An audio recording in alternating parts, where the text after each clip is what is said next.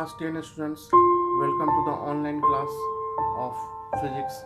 Chapter is refraction of light. तो हम लोग इस वीडियो में रिफ्रैक्शन ऑफ लाइट के बारे में पढ़ेंगे। तो सबसे पहले हम लोग जानते हैं कि लाइट का स्पीड क्या होता है। लाइट का स्पीड एयर में होता है 3 × 10⁸ मीटर पर सेकेंड और ग्लास में होता है 2 × 10⁸ मीटर पर सेकेंड और ग्लास में और वाटर में होता है 2.25 × 10⁸ मीटर पर सेकेंड, है ना। तो ऑप्टिकली डेंसर मीडियम जितना होगा उसमें स्पीड उतना कम होगा। ऑप्टिकली डेंसर मतलब जिस मीडियम की डेंसिटी ज़्यादा होगी उसमें स्पीड कम होगा, और जो रेयर मीडियम होगा उसमें स्पीड ज़्यादा होगा। जैसे एयर जो है वो रेयर मीडियम है, तो एयर में स्पीड सबसे ज़्यादा है। उससे ज़्यादा किस में है तो ग्लास में है, उससे कम किस में है ग्लास में है, और सबसे कम किस में है वाटर में है।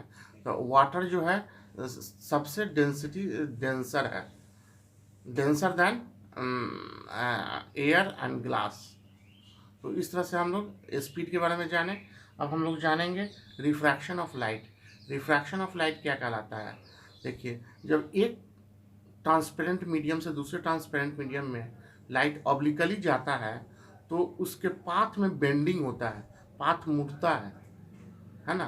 उसी को हम लोग रिफ्रैक्शन ऑफ लाइट करते हैं। उसको हम लोग डिफिनेशन दे सकते हैं, the change in the direction of the path of light when it passes from one transparent medium to another transparent medium is called refraction. The refraction of light is a surface phenomena. Refraction of light क्या है, surface phenomena है। तो ये definition हो गया। तो अब हम लोग फिगर में देख ले कि कैसे रिफ्रैक्शन होता है। तो फिगर दिखाइए। देखिए देखिए यहाँ पे ये मान लीजिए ग्लास स्लैब है, ग्लास स्लैब है, ग्लास स्लैब है, ठीक है। ऐसे ऑब्लिकली आ रहा है, ऑब्लिकली आ रहा है, ये नॉर्मल डाल दिए पॉइंट ऑफ इंसिडेंस पे। तो ये जो है वो एयर है। एयर क्या होता है, रेयर मीडियम होता है।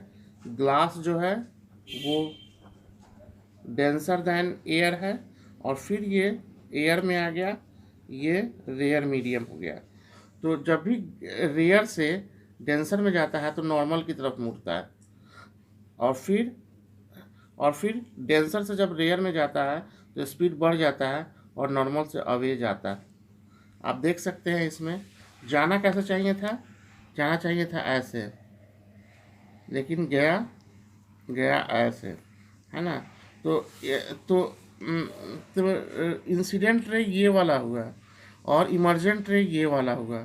वो दोनों पैरेलल अगर ड्रॉ की, इमेजिनरी लाइन से इंसिडेंट रे को ड्रॉ किया जाए और इमर्जेंट रे को ड्रॉ किया जाए तो दोनों पैरेलल होगा, और ये जो डिस्प्लेसमेंट होगा वो लैटरल डिस्प्लेसमेंट कहलाता है। डी जो होता है लैटरल डिस्प्लेसमेंट,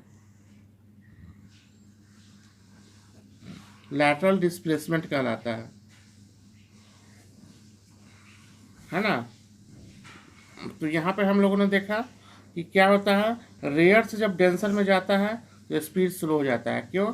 क्योंकि मीडियम जो है वो डेंसर हो गया है, मीडियम की डेंसिटी बढ़ गई है तो स्पीड स्लो हो गया, और फिर डेंसर मीडियम से रेयर में जाता है तो स्पीड बढ़ गया, तो नॉर्मल से दूर चला गया।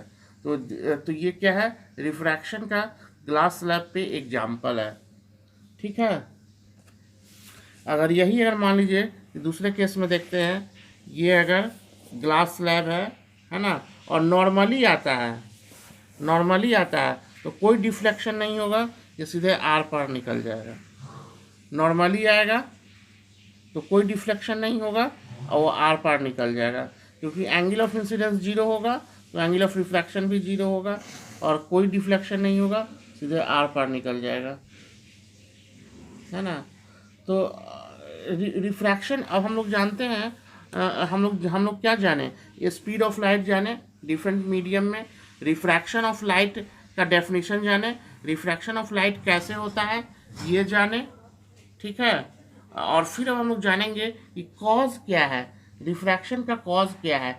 The refraction of light, the refraction of light और change in direction of light in other medium occurs because light travels with different speeds in different media.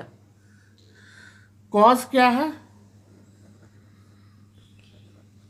Cause of refraction, cause of refraction क्या है?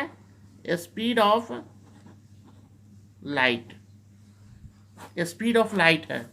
cause क्या है? Refraction का cause क्या होता है? Speed of light होता है ना। तो क्या होता है इसमें, जब लाइट पास करता है एक मीडियम से दूसरे मीडियम में तो इसका डायरेक्शन चेंज होता है। Because speed of light change होने से क्या होता है, डायरेक्शन चेंज होता है। कॉज ऑफ रिफ्रैक्शन क्या है, स्पीड ऑफ लाइट, और स्पीड ऑफ लाइट चेंज होने से डायरेक्शन चेंज होता है। तो क्या क्या चेंज होता है, हम लोग को स्पीड चेंज होता है, वेवलेंथ चेंज होता है और डायरेक्शन चेंज होता है ना। रिफ्रैक्शन में 3 चीज चेंज होता है, स्पीड चेंज होता है, वेवलेंथ चेंज होता है और डायरेक्शन चेंज होता है। ठीक है, तो अब हम लोग जानेंगे laws of refraction.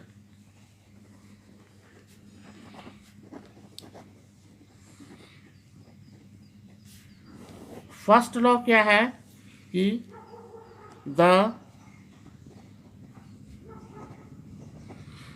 Incident rays, the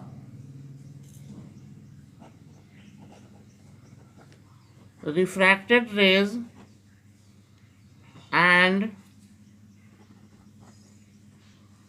normal at the point of incidence all lie in the same plane.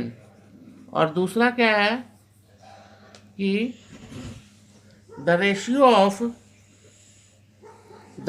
Of sine I by sine R is equal to क्या, कांस्टेंट।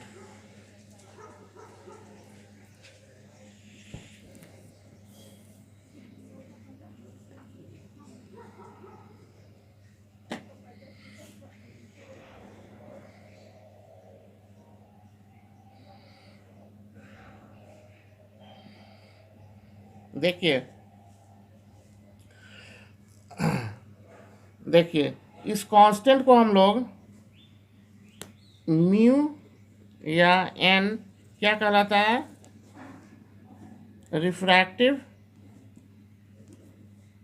इंडेक्स।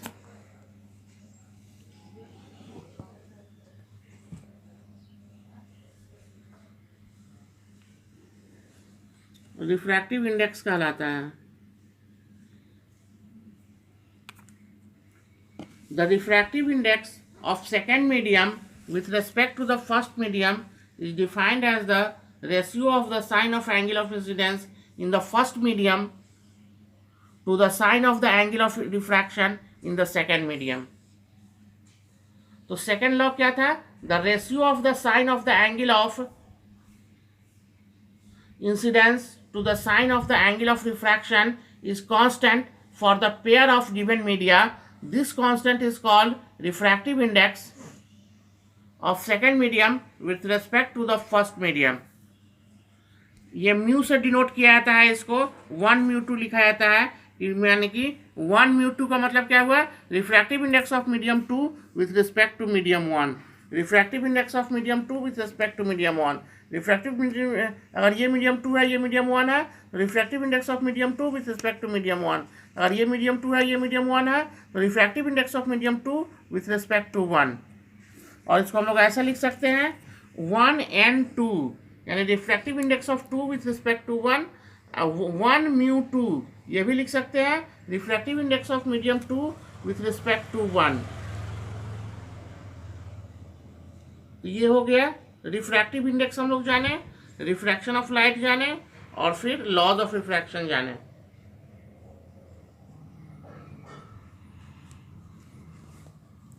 तो हम लोग इस तरह से निकाल सकते हैं। हम लोग दूसरे तरह से भी रिफ्रैक्टिव इंडेक्स निकाल सकते हैं कि रिफ्रैक्टिव इंडेक्स अगर स्पीड के टर्म में निकालना हो, रिफ्रैक्टिव इंडेक्स अगर स्पीड के टर्म में निकालना हो तो speed of light in air लिखेंगे ऊपर में, और speed of light in that medium नीचे में लिखेंगे।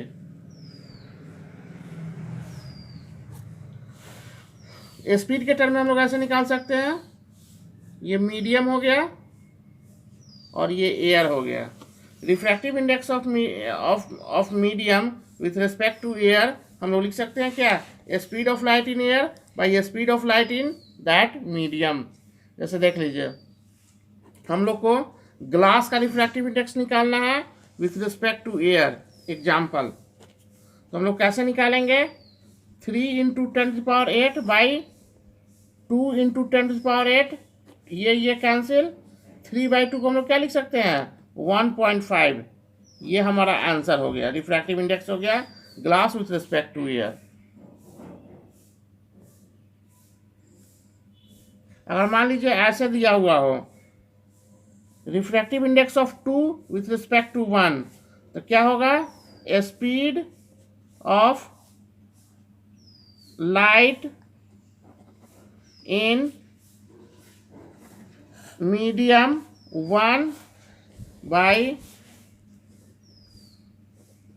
Speed of light in medium 2, या इसको हम लोग ऐसे भी लिख सकते हैं 1 and 2, refractive index of 2 with respect to 1।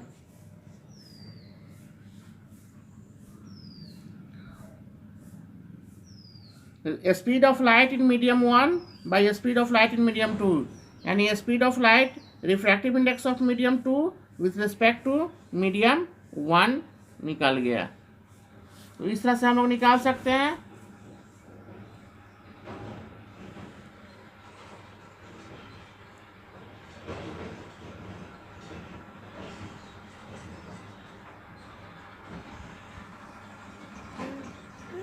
देखिए, कब कब लाइट बेंड नहीं करेगा, कब कब लाइट बेंड नहीं करेगा, कब कब पाथ ऑफ लाइट बेंड नहीं करेगा, कब जबकि रिफ्रैक्टिव इंडेक्स दोनों मीडियम का सेम होगा, और दूसरा कि एंगल ऑफ इंसिडेंस 0 होगा। तो उस कंडीशन में कोई चेंज नहीं होगा डायरेक्शन में, और रिफ्रैक्शन के टाइम में, और change in wavelength of light due to refraction क्या होता है, C/V इज इक्वल टू λ/λ'।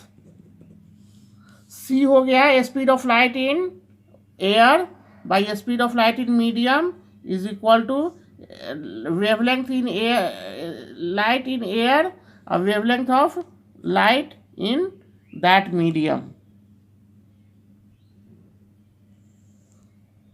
तो इस तरह से हम लोग निकाल सकते हैं। फैक्टर्स कौन कौन से हैं जो अफेक्ट करते हैं रिफ्रैक्टिव इंडेक्स को, तो नेचर ऑफ मीडियम,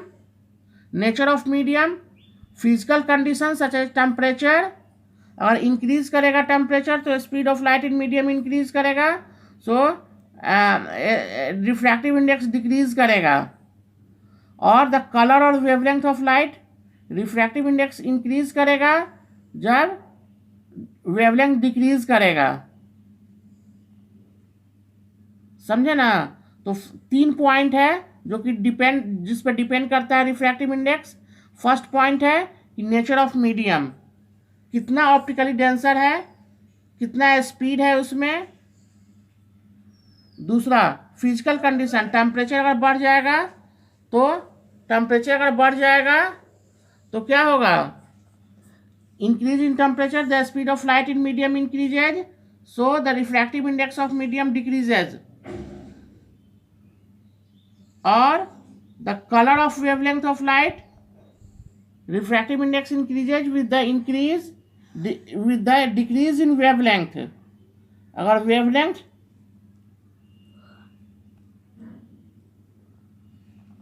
डिक्रीज करेगा मीन्स कि रिफ्रैक्टिव इंडेक्स इंक्रीज करेगा, रिफ्रैक्टिव इंडेक्स इंक्रीज करेगा मीन्स कि वेवलेंथ डिक्रीज करेगा।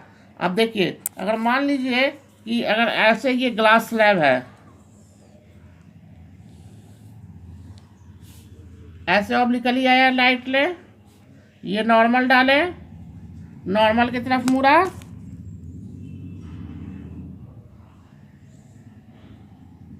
और ये दूर गया नॉर्मल से,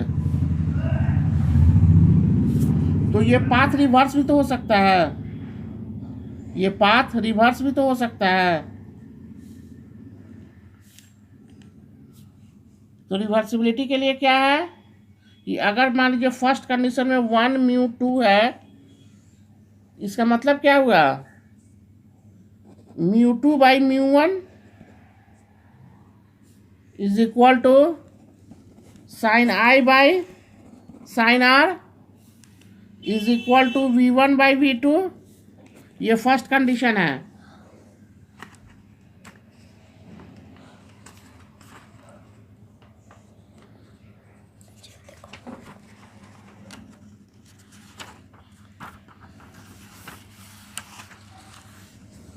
अगर हम इसको ऐसे कर दें, 2 with respect 1 with respect to 2 निकालें, 1 मतलब रिवर्स कर दें, ये है, ये फर्स्ट कंडीशन था जब इंसिडेंट रे ऐसे आया था, अब ऐसे ले जाए तो ये वाला कंडीशन हो जाएगा। तो क्या हो जाएगा, म्यू 1 ऊपर चला जाएगा, म्यू 2 नीचे आ जाएगा, और साइन आर ऊपर चला जाएगा, साइन आई नीचे आ जाएगा, और V2 ऊपर चला जाएगा, V1 नीचे आ जाएगा। ये सेकेंड कंडीशन हो गया from first and second. 1 mu 2 into 2 mu 1 is equal to sine I by sine R into sine R by sine I. ये कैंसिल, ये कैंसिल, तो क्या हो गया, इज इक्वल टू 1 हो गया। तो 1 mu 2 is equal to 1 by 2 mu 1, यानी रेसिप्रोकल हो जाएगा, है ना। या इसको ऐसे लिख सकते हैं, 2 mu 1 is equal to 1 by 1 mu 2। Thus the refractive index of glass with respect to air is 3 by 2. Then refractive index of air with respect to glass will be 2 by 3.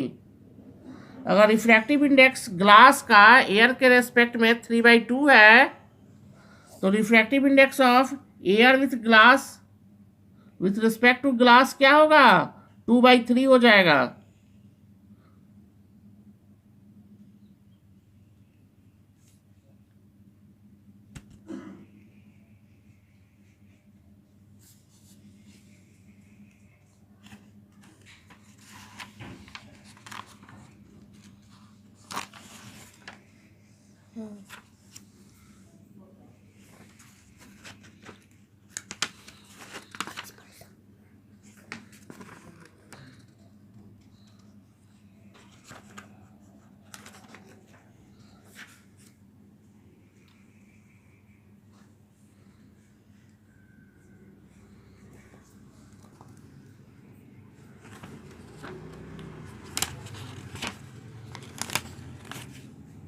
दिखाइए अच्छे से,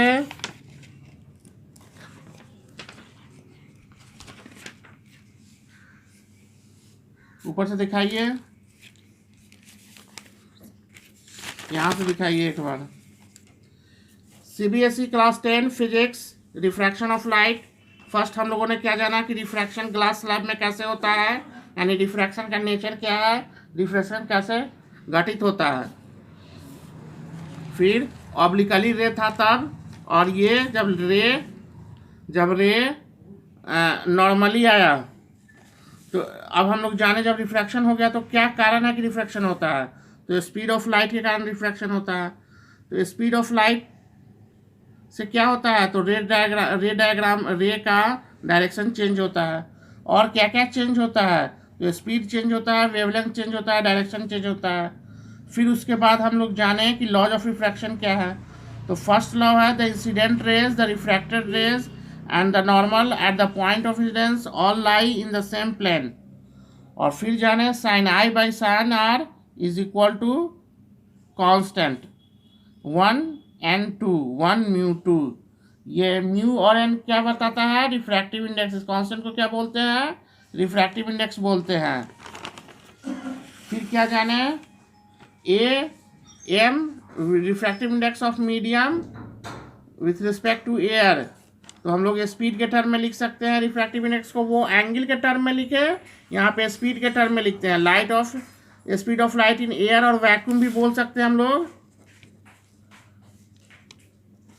वैक्यूम और speed of light in that medium. जैसे example में refractive index of glass with respect to air है, तो 3 × 10⁸ by 2 × 10⁸ लिख सकते हैं, 1.5 आंसर आएगा। Refractive index of medium 2 with respect to 1 क्या लिखेंगे, speed of light in medium 1 by speed of light in medium 2, यानी refractive index of 2 with respect to 1। Mu से भी डिनोट कर सकते हैं, एन से भी डिनोट कर सकते हैं।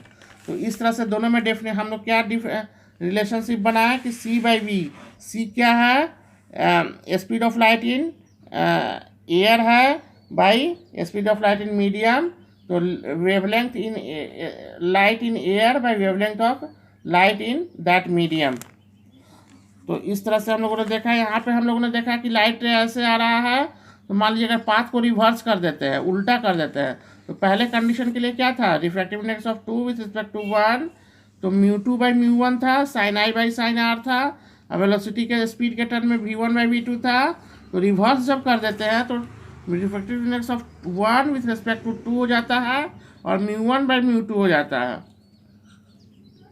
तो साइन आर बाई साइन आई हो जाता है, वेलोसिटी v2 हो जाता है, v1 हो जाता है।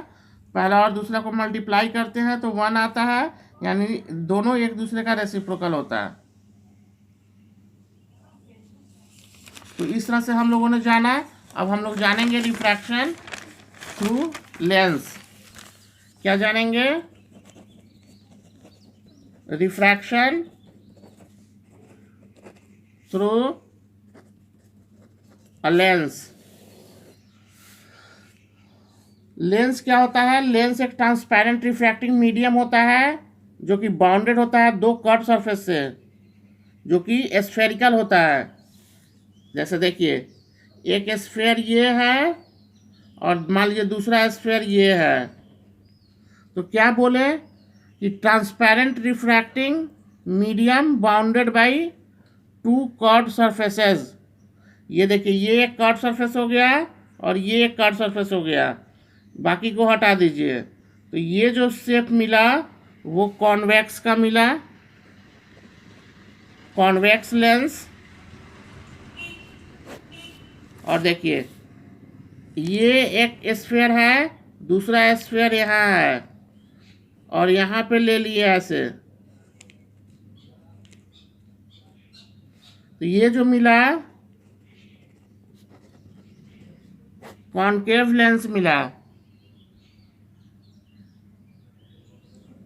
कॉनकेव लेंस मिला। तो कॉन्वेक्स लेंस दो, इसको हम लोग कॉन्वेक्स लेंस को हम लोग कन्वर्जिंग लेंस भी बोलते हैं।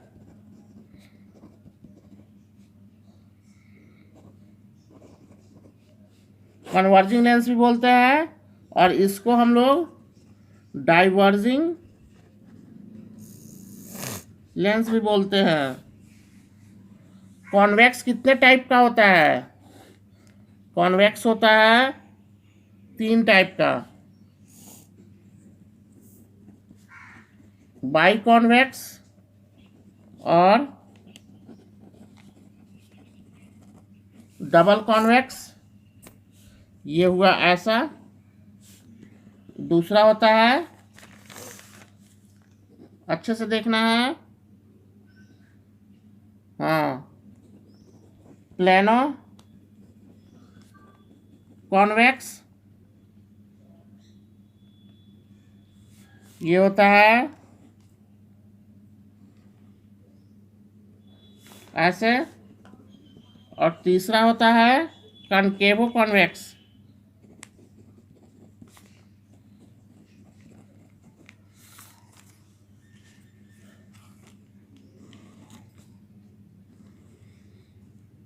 चांद के जैसे ये 3 तरह का कॉन्वेक्स लेंस होता है।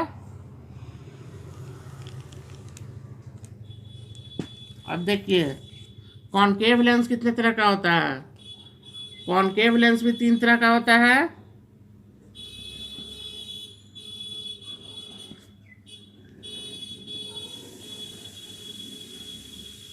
बाई कॉनकेव और डबल कॉनकेव, वैसा होता है। दूसरा होता है प्लानो कॉनकेव,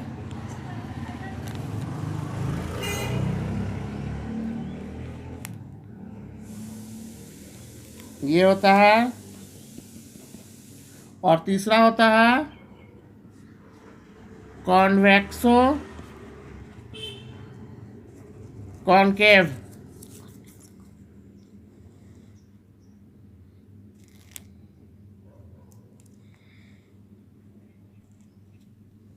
ये हो गया। तो देखिए यहाँ से देखिए 2 स्फेयर लिए, दोनों में से इतना पार्ट लिए, इतना पार्ट लिए, दोनों को जोड़े तो कॉन्वेक्स लेंस मिला। 2 स्फेयर लिए, इसका इतना पार्ट लिए, इतना पार्ट लिए, यहाँ से लिए, यहाँ से लिए, कॉनकेव लेंस हुआ।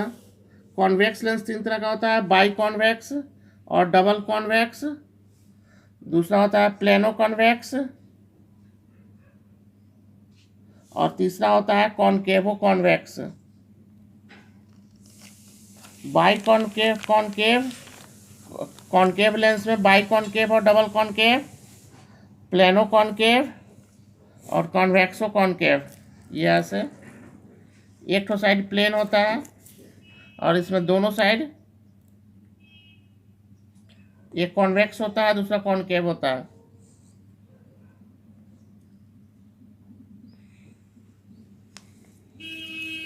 तो इस वीडियो में हम लोग इतना ही रहने देते हैं।